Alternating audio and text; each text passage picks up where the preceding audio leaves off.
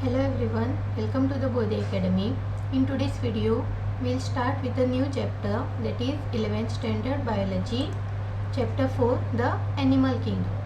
So in this chapter, we'll learn about all the classification of animals from the simple animals like the sponges and all to the complex animals such as mammals, humans and all. So let us begin. Now the basis of classification in animal kingdom is, so in spite of the differences in structure and form of different animals, there are many fundamental features which are similar or common to various individual organisms. Now these common features are in relation to the arrangements of cells, then the body symmetry, nature of coelom, patterns of digestive and circulatory or the reproductive system. So these are all the similar features or common factors in all these organisms which are classified in the animal kingdom. So these features are used as the basis of the animal classification, and all these features are discussed here in this chapter. So the first one is the level of organization. Now though all members of Animalia or the kingdom Animalia are multicellular, all of them do not exhibit the same pattern of organization of cells.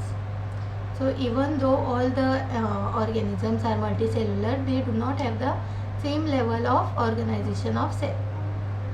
Now for example, in sponges the cells are arranged as loose aggregates, okay, that is they exist as on the cellular level, whereas in some there is division of labor, meaning certain cells have certain functions.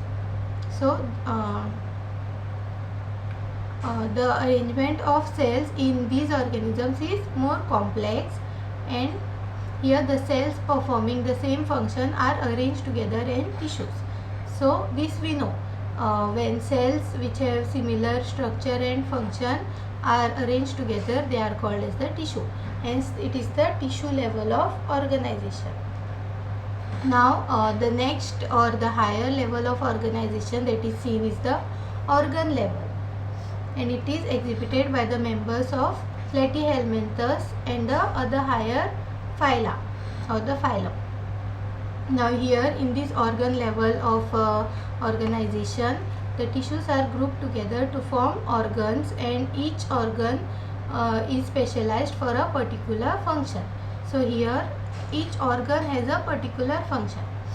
And then in animals like annelids, arthropods, mollusks or endichordates, organisms have associated to form functional system.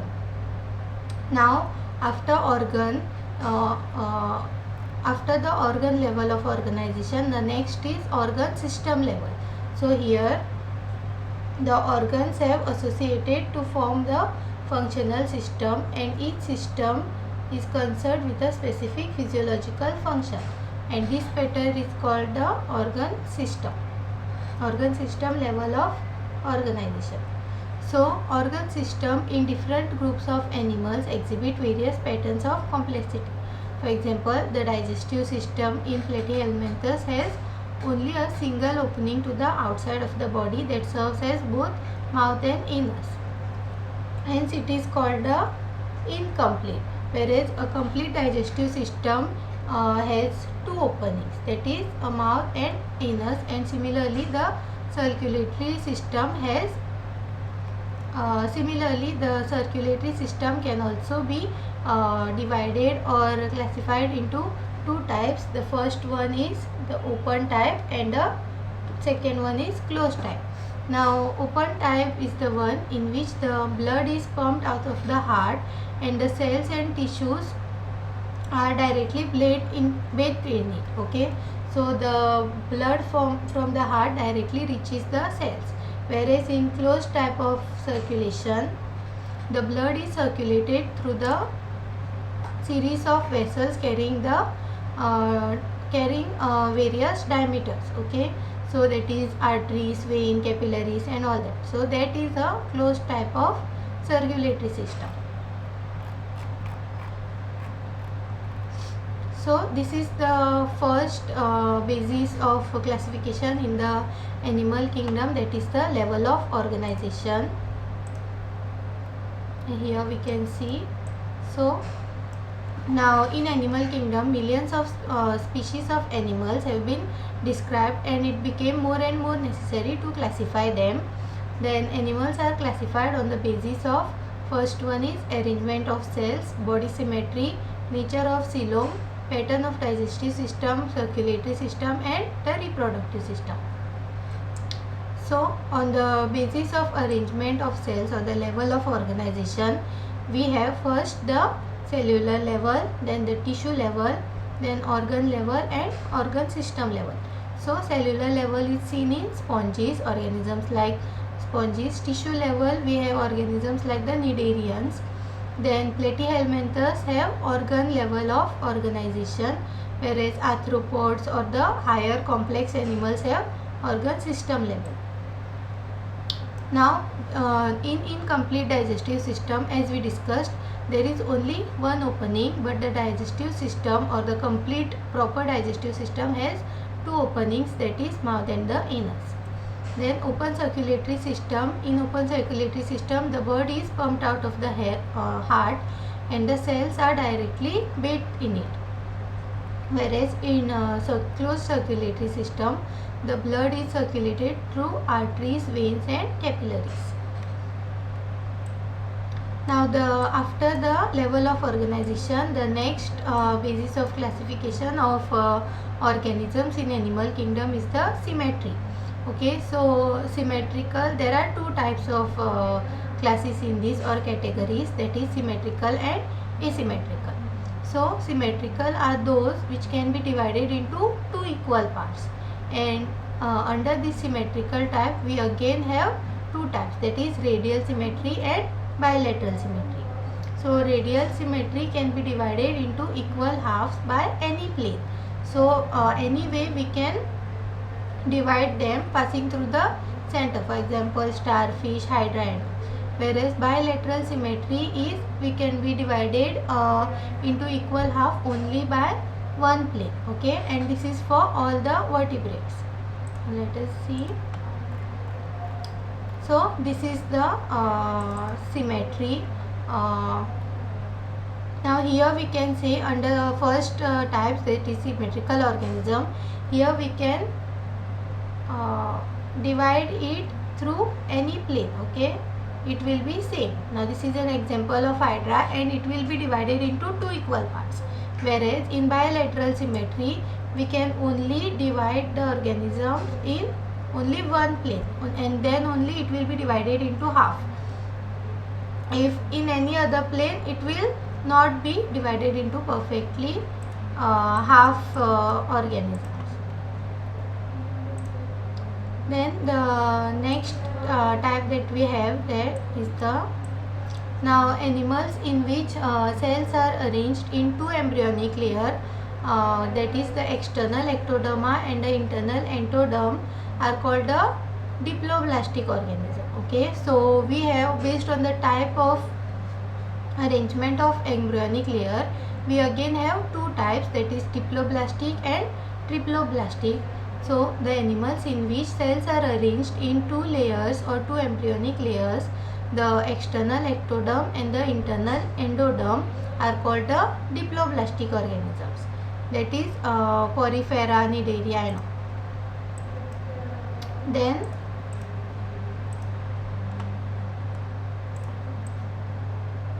so here we can see the first one are the diploblastic. Here we only have ectoderma, this is the ectoderm, and the endoderm, whereas the animals in which developing embryo has the third germinal layer. Okay, there is one more layer between this ectoderm and endoderm.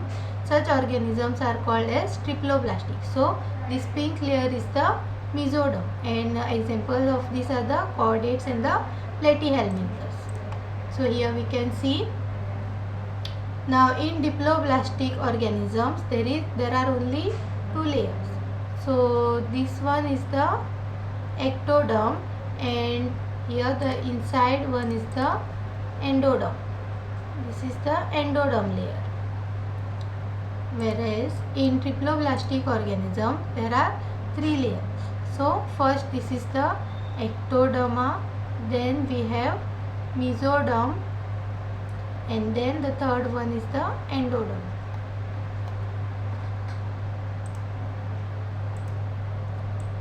Then the next basis of classification is depending on the coelom or the body cavity that different organisms have. So the body cavity which is lined by mesoderm is called a coelom. Now animals possessing coelom are called coelomate, that is annelida, chordates, mollusca, all these organisms. And in some organisms or in some animals, cavity is not lined by a mesoderm but scattered as pouches in between ectoderm and endoderm. So these are called the pseudocoelomates, that is the SK elements, and the animals in which the body cavity is completely absent, they are called the acoelomates. For example, Platyhelminthes. So let us see these. Now the body cavity which is lined by the mesoderm is called a coelom. So here the first one that we have is coelomate. So this is the body cavity and it is lined by a mesoderm. Here we have the ectoderm, then this is the endoderm.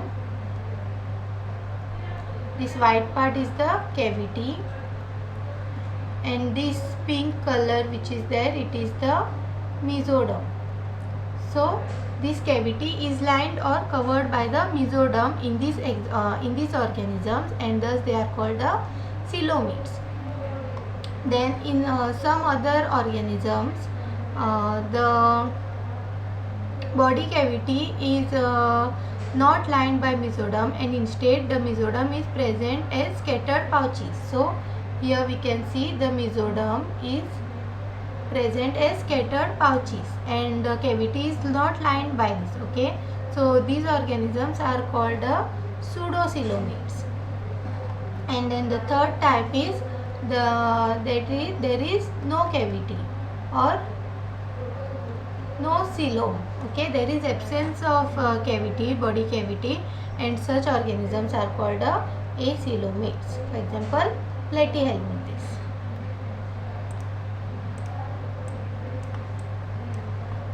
So in some animals the body is externally and internally divided into segments with serial repetition, as in earthworms, and these are called the metameric segmentation. Okay, so in some organisms such as the earthworms, the body is divided externally as well as internally into various segments, and these organisms are called the metameric or this is called the metameric segmentation. Now this is all about the basis of classification of animal kingdom. Then we have in classification of animal kingdom, we have a number of phylum. Okay, the different phylum, that is first one we have phylum Porifera, then phylum Nidaria, Cynoptera, Platyhelminthes, then we have Helminthes, Annelida, Arthropoda, Mollusca, then Echinodermata, Hemichordata, and then the chordates, under which all the classes are there. So all these we'll learn in the next video. Thank you for watching my video. Please like, share and subscribe to the Bodhi Academy.